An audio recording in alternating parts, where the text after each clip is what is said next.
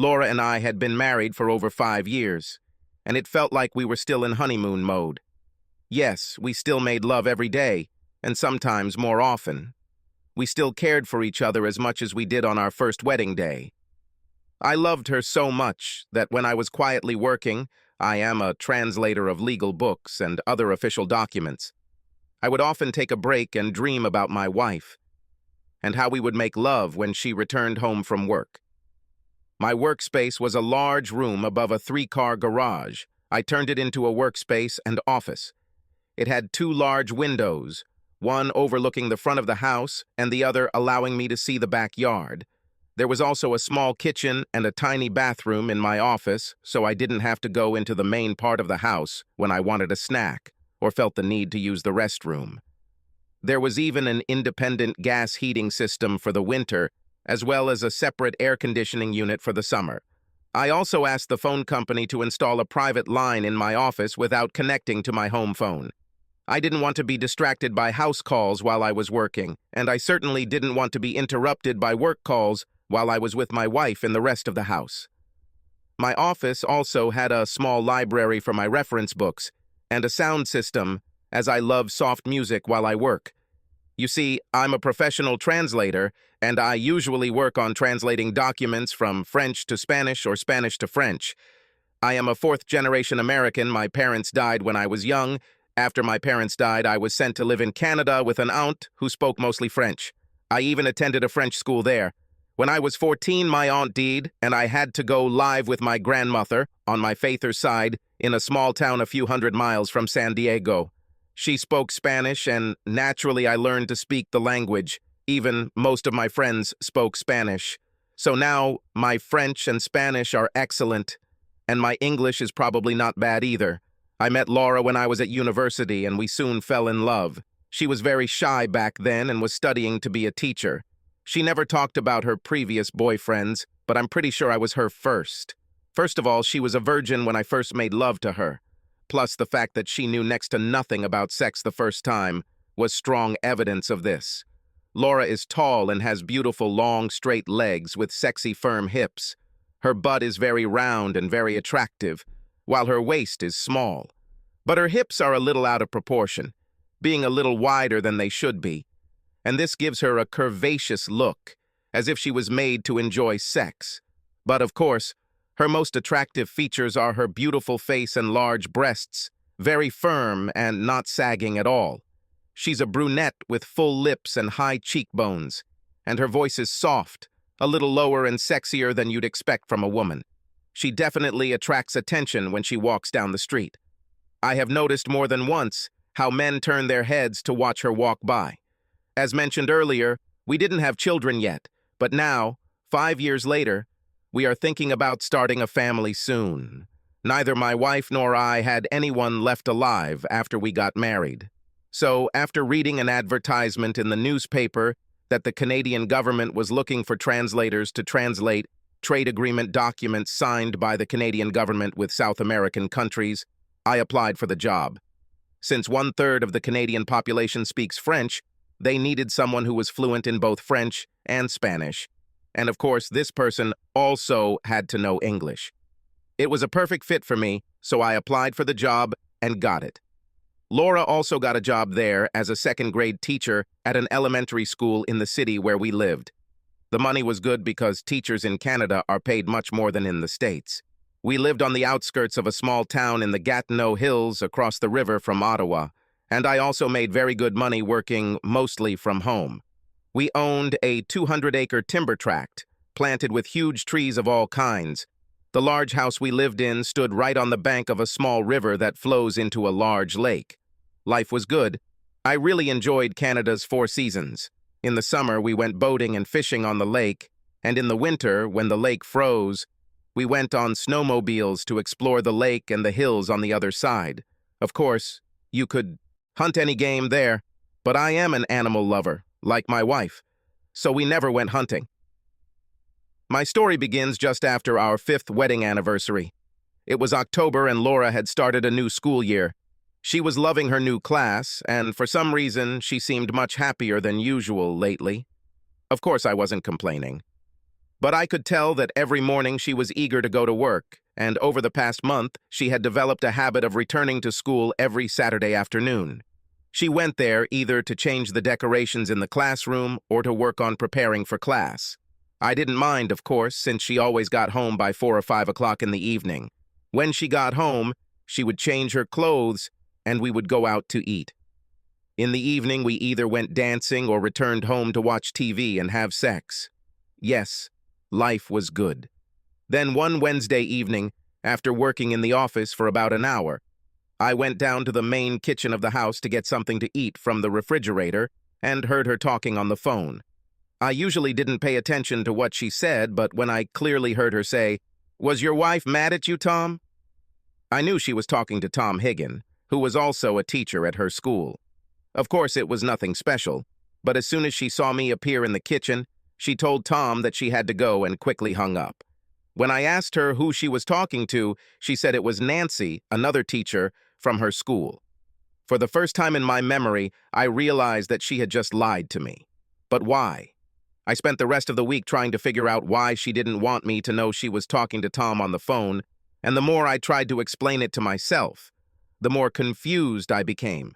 The following Saturday afternoon, after she left for school, I even drove there to check if her car was in the parking lot. It was there. Then I went to an electronics store and bought a telephone cord and a phone with a flashing light. In just an hour, I needed to install an additional telephone line from the basement, telephone entrance to my office with a wire running through the garage. When someone in the house was on the line, the light would flash, but my phone would not ring because I had turned it off. I hid the phone in the desk drawer and locked it. So whenever the extension line was in use, I would see the red light flashing on the phone in my desk drawer. Since Laura often came to my office to clean or just talk to me, I didn't want her to hear the home phone ringing and find out that I had installed an extension line in my office. It was Sunday evening the next day, around 8. I had been working in my office for just over 10 minutes. I had left my home phone drawer open when I noticed the light flickering. I immediately picked up the phone and listened. Yes, it was Tom, and it was Laura who called him. They talked about school things for a few minutes, and then suddenly Tom asked her if she was sorry about what happened on Saturday the day before. "I think letting you kiss me was wrong," she continued. "We're both married, and even if it was just a little kiss, we shouldn't have done it, Tom. But I know you enjoyed it as much as I did, Laura. We're both adults. It made me feel like a teenager again. And besides, I've wanted to kiss you since the first day I met you." Laura started laughing at his comment, and I could tell she wasn't mad at him and wasn't sending him all the signals of a woman who wants more, much more. "You're being naughty, Tom. What would Ruth say if she found out you kissed me? We were half an hour late again on our way home. She must have asked you to explain." "No, she wasn't mad at me for being late. She will never know that you and I kiss. Now it is our secret. Besides, Ruth and I kiss a lot, but our love life is very different from what you'd expect from a married couple of 2 years. "What do you mean by this, Tom?" "Well, I know it's hard to believe, but I don't think Ruth will ever be able to have a baby. As you already know, she is just over 5 feet tall and has an almost childlike body. I'm so tall and big that I have to be careful when I try to make love to her. She claims it hurts her. In fact, we have never made love properly before." "Are you kidding?" "I wish I could, but it's true. I'm exceptionally big there, and Ruth is so small. Well, you can imagine how it is, I think. I bet you and Jack don't have that problem." There was a long pause, as neither of them spoke for many seconds. I heard Laura's rapid breathing, and her voice sounded excited. Finally, she asked him, "Are you that big there, Tom?" I was shocked and angry by the minute. My wife was talking on the phone with a married man and asking him about the size of his dignity.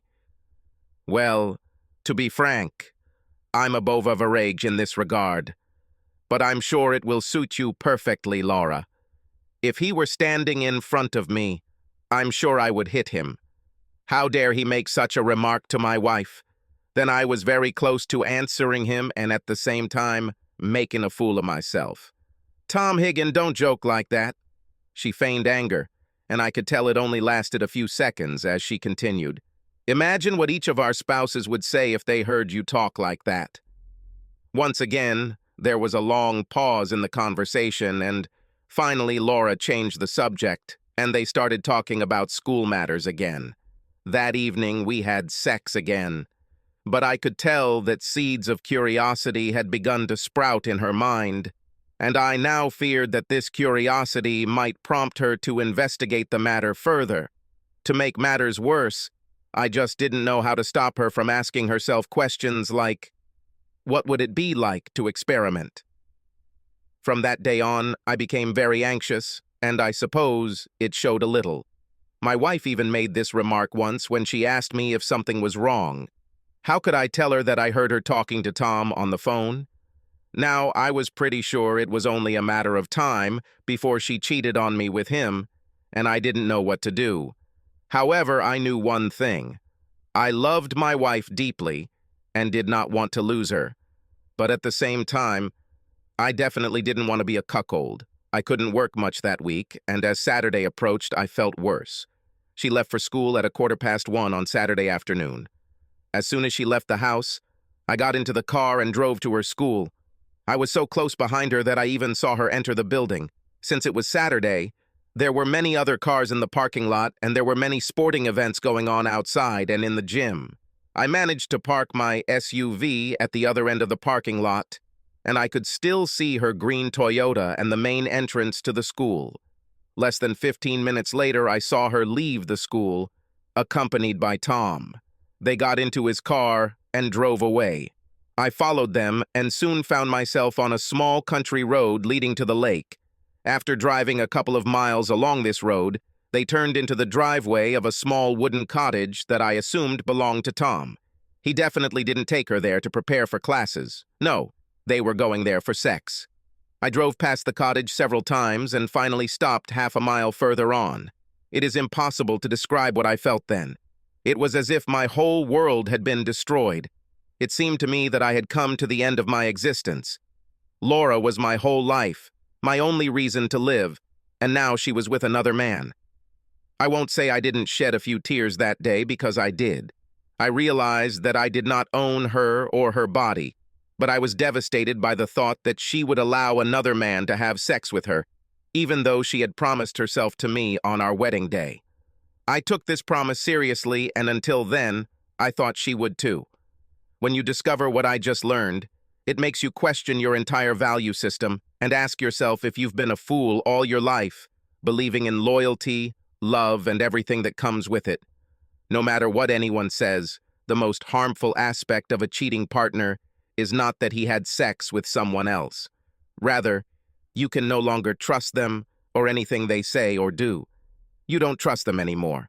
Throughout your marriage, you thought you were number one in their life, and now that makes you vulnerable and scared. For a few seconds, I felt the urge to get out of the car and walk toward the cottage to see exactly what they were doing through one of the many windows I saw as I drove by. But I guess I already knew the answer, and seeing my wife with another man would be too much for me. So instead, I just drove slowly home, again passing the small wooden cottage where she was with Tom. I knew I needed to think carefully about my next steps, but at that moment, I was in too much pain to plan anything. When Laura entered the house around 5, it was easy to see that she had done something she shouldn't have done. Firstly, it was obvious that she had difficulty walking normally, as she only took short and slow steps. She was also extremely nervous, and more importantly, she just couldn't look me in the eye while I sat at the kitchen table watching her. Even while she was preparing dinner, I didn't feel like eating out that day. She kept dropping things. When I tried to start a casual conversation with her, I had to repeat myself often, and her answers to some of my questions had nothing to do with the question I asked her. It was easy to tell that she had important things on her mind at that moment. After a while, I just gave up and went to sit in the living room while she continued to prepare dinner. Once we finished eating and put the dishes away, she went upstairs and took a shower. Gradually, over the course of the evening, she began to behave as usual, and we watched a movie together. For a while, I was tempted to tell her that I knew where and what she did during the day, but I decided that I needed to think carefully about what I should say or do. In my mind, I killed Tom a dozen times while sitting next to her, and I also imagined beating Laura, but I knew that this was not the solution to our problem. This would only make the situation worse. Without even realizing it at the time, I had probably already decided that I was going to deal with this and try to save our marriage if at all possible. That evening, Laura started having sex with me and she was uncontrollable in bed. I knew she felt bad for cheating on me during the day and was trying to make up for it. Life went on and Laura continued to cheat on me and Tom every Saturday afternoon. I could never find the courage to confront her about her cheating. What's worse is that I didn't try to stop her from meeting him again every Saturday afternoon. I know that most people will say that I am a coward and a weakling for putting up with my wife's infidelity. But I knew that if I let her know that I knew about her relationship with Tom, it was impossible to predict where it would lead. I really loved Laura and wasn't ready for a divorce yet. I truly believed that her connection with Tom would eventually fizzle out and things would gradually return to normal. Of course, I was sad most of the time and I could tell she was worried about me. I guess she really thought I was completely unaware of her affair, and she couldn't understand why I was in such a depressed mood. This continued throughout the winter and until the end of June. Then one evening she told me something that came as a shock to me. Over the previous years, we had often discussed starting a family. She was always the one who wanted to wait a little longer. So, on that fateful evening, when we were sitting on the couch in front of the TV, she suddenly told me, "I have a surprise for you, darling." Her body pressed against mine as we sat on the couch in front of the TV. She held one of my hands with both of hers. For a few seconds, my heart stopped because I really thought she was going to confess her affair with Tom. "What is this?" I guess she mistook the look of shock on my face for fear or even anger. "You'll be so happy, Jack, when you know what I have to say. I did something you'll like. I've stopped taking the pills in the last 2 months, and now I'm pregnant." Having said this, she put her arms around my neck and kissed me before I had a chance to say anything. Saturday afternoon was the last time she saw Tom before the summer holidays started, and I finally decided that we should talk as soon as she got home.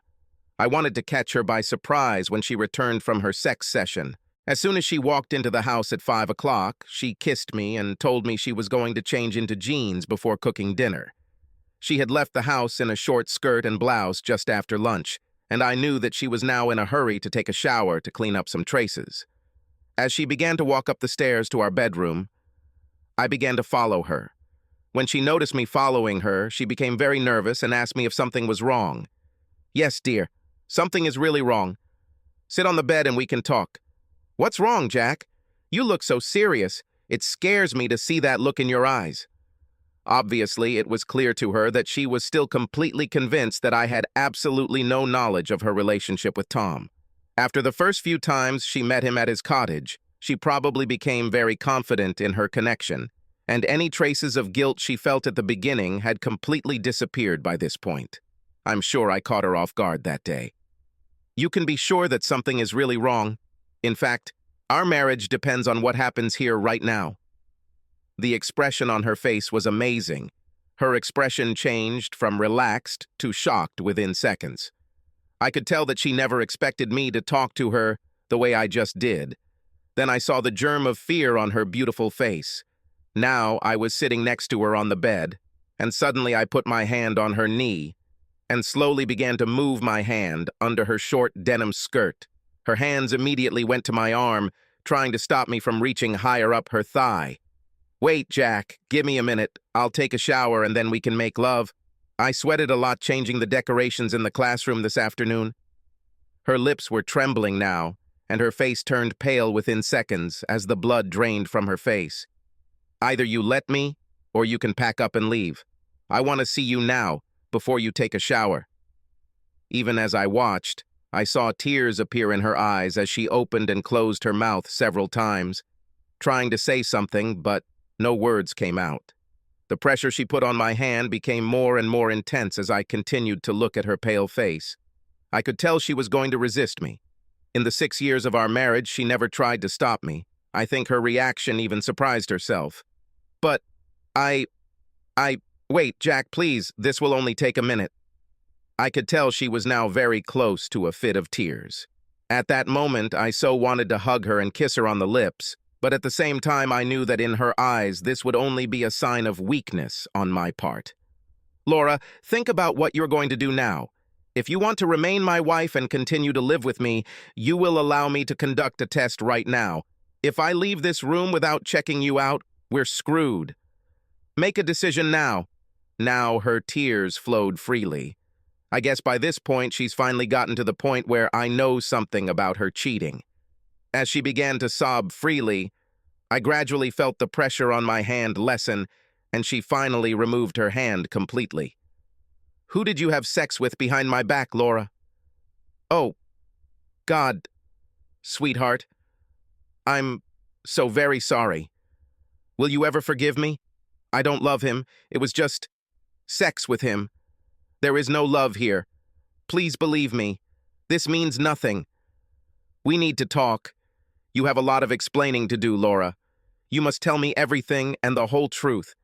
I want to know who he is and how long this has been going on. But the most important thing I want to know is, am I the father of the child you are now carrying? The moment I mentioned the child she was carrying, she began to sob even louder. For the next 15 minutes, I couldn't get a word out of her. Her crying and muttering were constantly interrupted by bouts of moaning. Finally, I went to the bathroom and took a wet towel, which I placed on her forehead after wiping her face with it. I sat down next to her on the bed and continued asking her questions.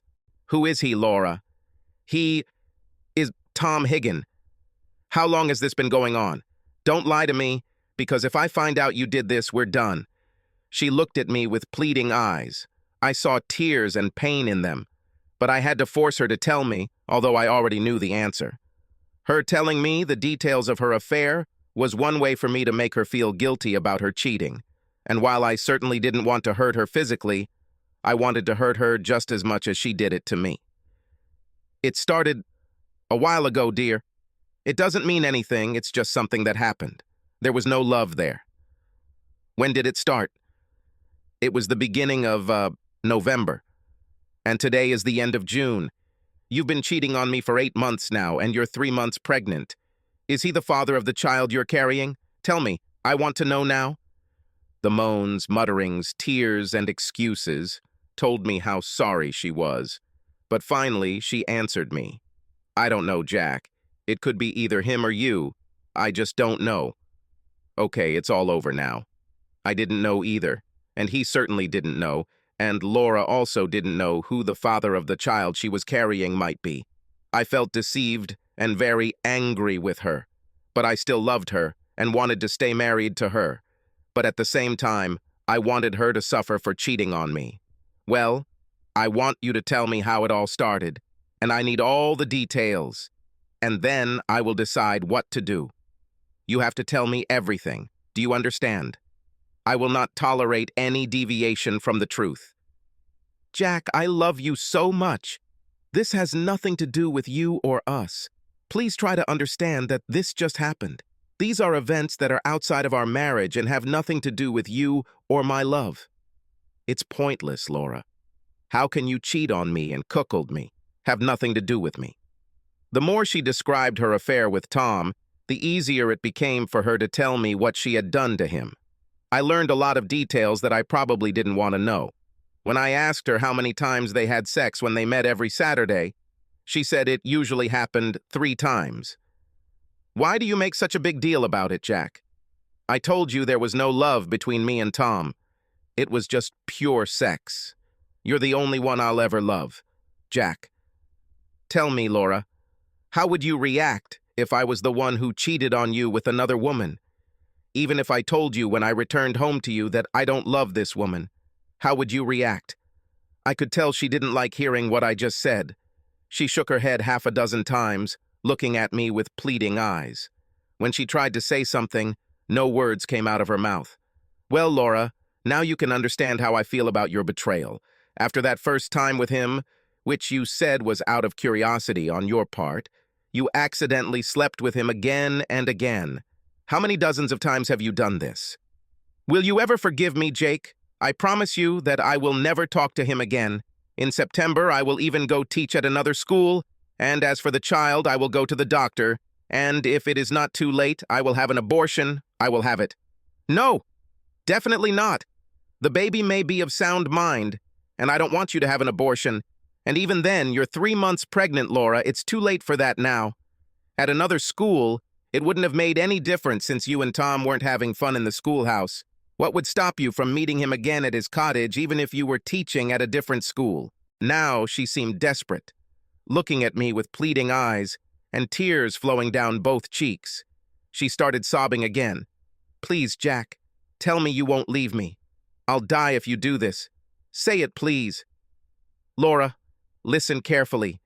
You've been cheating on me for months. You made me a cuckold. To make matters worse, there's a good chance you're carrying this man's child as we speak this very minute. I want revenge. There is no need for it against you because I still love you too much to physically hurt you, but I want my pound of flesh from Tom. But I told you it was as much my fault as it was his. He wouldn't willingly do anything that would ruin my marriage. He's not like that at all. Trust me. Well, if he was too honorable to ask you to break your marriage vows, why did you volunteer to do it and cheat on me? I already told you, dear, it's not his fault. At first it was just curiosity on my part. If I knew then that I would cause you so much pain, I definitely would never have started this. I had no intention of hurting you, Jack. Don't worry. My revenge will hurt you too, at least not physically, but you won't like what I plan to do. I will hurt Tom as much as he hurt me. I'll make a cuckold out of him. I will impregnate his wife just as he did mine. An eye for an eye is the only way to overcome your infidelity. No, no, please don't say that, Jack. If you do this, I will die. I'll do anything for you, Jack. We can move to another city, and I swear to you that I will never talk to him again. Laura's body was now trembling with emotion, and her head was shaking, expressing disapproval of Jack's intentions. She seemed to have shrunk, her shoulders hunched, her elbows locked in her knees, her face covered with her hands, her hair falling over her face. Long, long moments lasted. Jack sat silently, brooding next to her, and his wife was now devastated next to him. With the window blind drawn almost all the way, the room was in semi-darkness, and the only sounds were those coming from the outside world, a world in which the neighborhood enjoyed a quiet, sunny Saturday afternoon. There was no sound from the bedroom except Laura's crying. Listen to me, Laura, and listen carefully.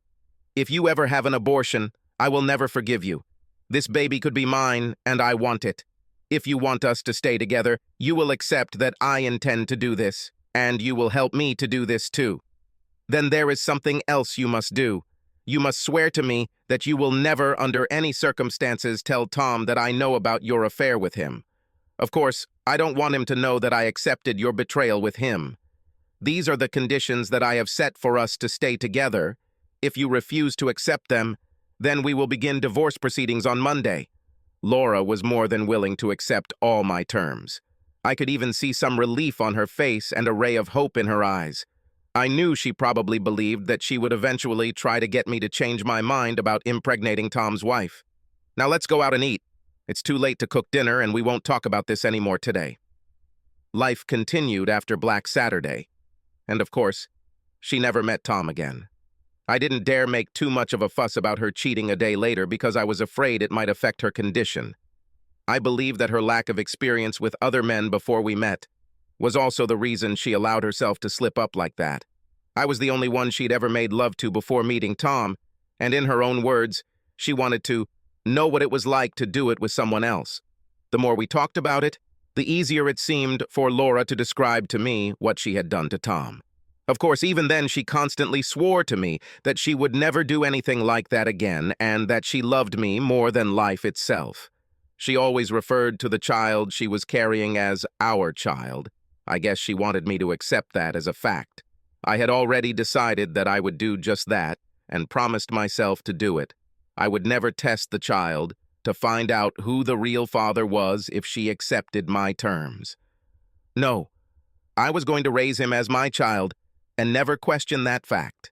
By the time she started teaching again after a 2-month holiday in September, she was already more than 5 months pregnant, and her bulging belly was now quite obvious. She gave birth to a girl in mid-January. Deep down, I wanted the child to be mine. I was going to raise her as my daughter and give her all my love.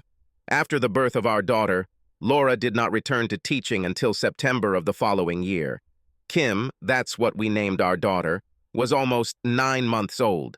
Until now, I hadn't talked to my wife about my plan to get back at Tom by cuckolding him, and now I decided it was time to discuss it with her.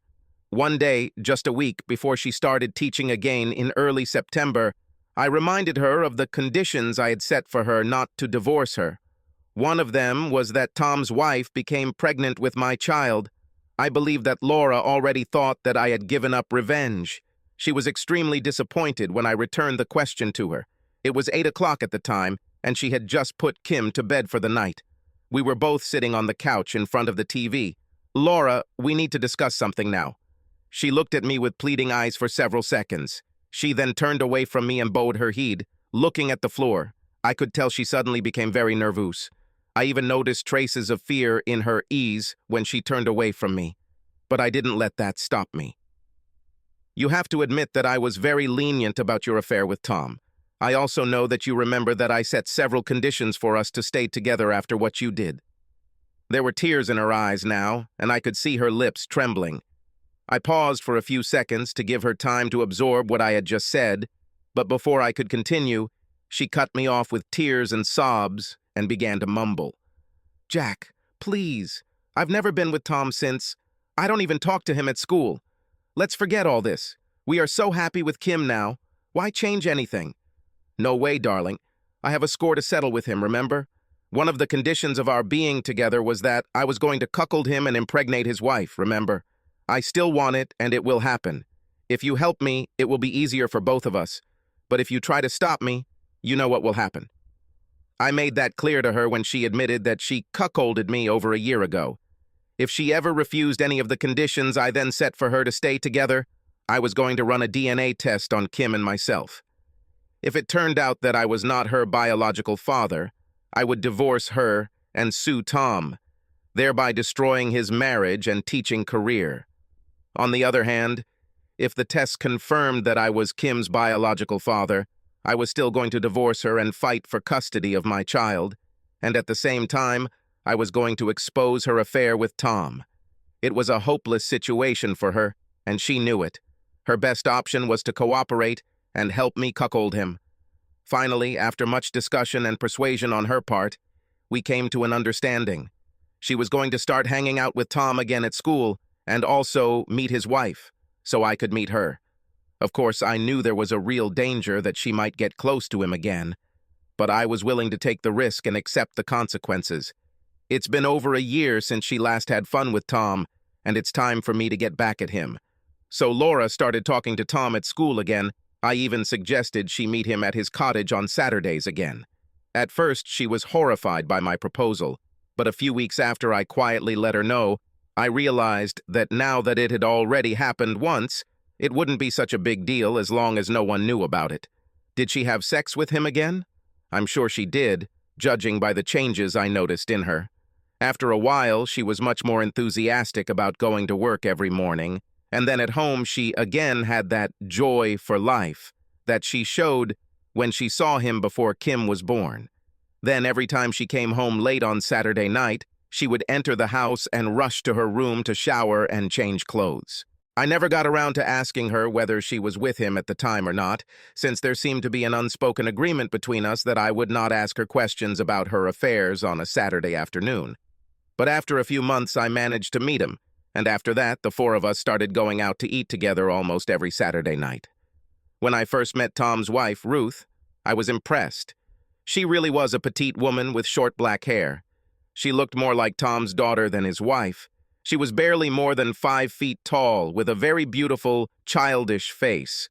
Her large green eyes seemed to be smiling all the time, and behind her sensual lips she had completely white and even teeth, which she always showed when she smiled. I knew that sex with her would give me great pleasure. I was looking for an opportunity to connect with her more closely, and the opportunity presented itself when the nanny who took care of our daughter Kim one day told us that she and her husband were moving to Vancouver. I already knew that Ruth had no job and loved children. So, without even talking to Laura about it, I called Ruth one day and asked her if she would be willing to take care of our daughter while my wife worked. Of course, she was very interested, and after talking about it with her husband, she called my wife the next day and agreed with her that she would start looking after Kim the following Monday.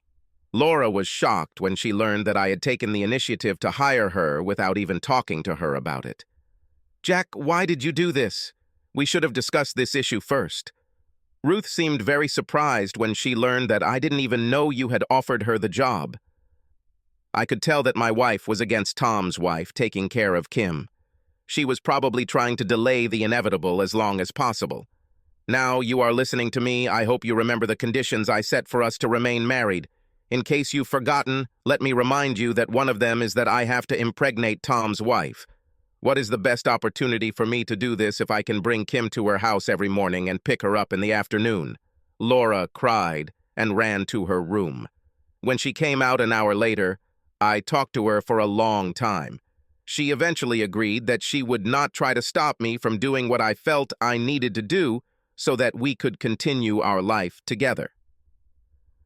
A day later, my intention to bring Ruth back into the family circle was no longer discussed with Laura.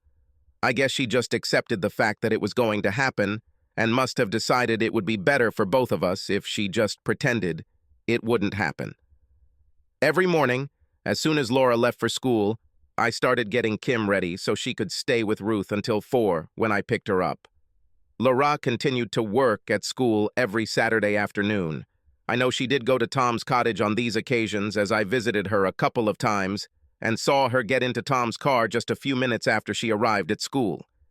She became very devoted to me, and I knew that while she and I were making love, she was simply seducing Tom for pleasure. Gradually, I began to spend more and more time with Ruth when I went to her house to drop Kim off.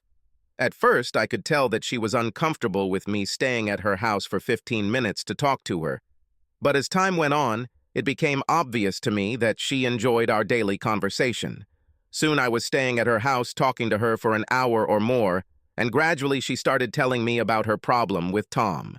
She once told me that she would probably never be able to have a child of her own. "Why is it, Ruth? You're a healthy woman, and as far as I know, Tom is fine. So why are you so sure of this?" "It's not our health problem, Jack."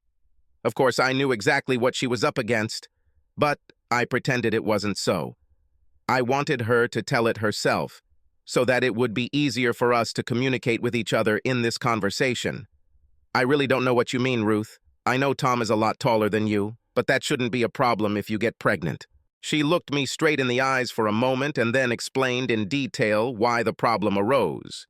I pretended to sympathize with her and took her hand in mine, squeezing it in both of mine. "I'm so sorry, Ruth. It must be terrible for you to have to take care of my little daughter and have no hope of ever having a child of your own. But you know there are other methods of impregnating you. Why don't you try them?" "I know there are other means, but they are all expensive. With Tom's salary, this is not enough. So I decided to take care of your daughter. I save everything I earn until I have enough for in vitro fertilization." She had tears in her eyes now, and it was easy for me to hold her head to my chest and let her cry while I gently rubbed the back of her head. As the days and weeks passed, Ruth and I became very good friends, and I learned that her husband Tom often talked about my wife. She was even afraid that he was falling in love with her. I also learned that he went to school most Saturday afternoons to study for class and came home just a few minutes before dinner. Of course, I didn't tell her that Laura did the same and that they then had fun at the dasha, but with my tacit consent. The more I talked to Ruth, the more I liked her. She read widely and was well informed about politics. I could tell by the way she took care of Kim that she loved children, so one day in November, I attacked her. She had just put Kim to bed in the morning, and I was still in her house, sitting at the kitchen table, drinking the coffee she had made for me. When she left the room where Kim was sleeping, I asked her to come and sit in front of me at the table. "Listen, Ruth, we've been friends for many months now, and as you can probably tell, I find it very easy to talk to you. If I'm not mistaken, I think you like talking to me, too." She had a look of surprise on her face and was a little nervous sitting in front of me, but I moved on. I know that you would really like to have your own child, and from what you told me, Tom will never be able to impregnate you. I have an offer. You can accept it or reject it, but after that, I make this offer to you, and I want us to remain friends, no matter what you decide."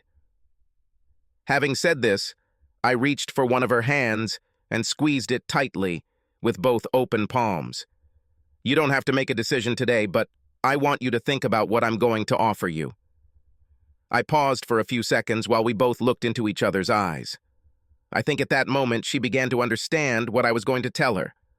"I think I'm falling in love with you, and there's nothing that would please me more than getting you pregnant with our child. Before you answer, let me tell you that Tom never needs to know about the paternity of your child, and if you want me to stop making love to you as soon as you discover you are pregnant." I pause again to let my proposal sink into her brain. At this point, I was a little worried because she had such a strange expression on her face. I could even sense the fear in her expression. "Jack, but we're both married. This could destroy both of our marriages. No one should know, Ruth, but you and me. We both know that this is your only chance to become a mother, and your pregnancy will have the opposite effect on your marriage. This will probably save him." I could almost see the wheels turning in her head as she continued to look at me with that serious expression on her face. Still holding her hand between mine, I stood up and stood next to her as she sat and looked at the top of the table.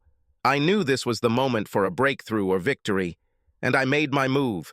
Holding her hand with my left hand, I placed my right hand on the back of her head and began stroking her soft skin just below her hairline at the back. She didn't try to stop me, and I knew I had won. That day we made love on the couch. The first time I squeezed her bare breasts in my hands, it was a big shock to me. I expected them to be very small, but to my great surprise and joy, they were the breasts of a woman, not a young girl. From that day on, it became a regular exercise for us. We had fun almost every day, and 2 months after we started having sex with her, she became pregnant. Of course, Tom, believing that he was the father, was overjoyed at her condition, and the 4 of us were now 2 happily married couples, each with a family to raise. 9 months later, Ruth gave birth to a healthy baby girl. Subscribe to our channel so that your second chaff doesn't cheat on you, and go ahead and listen to the next story, because this story is nothing compared to the next one. If you're under 18, don't even think about listening to the next one.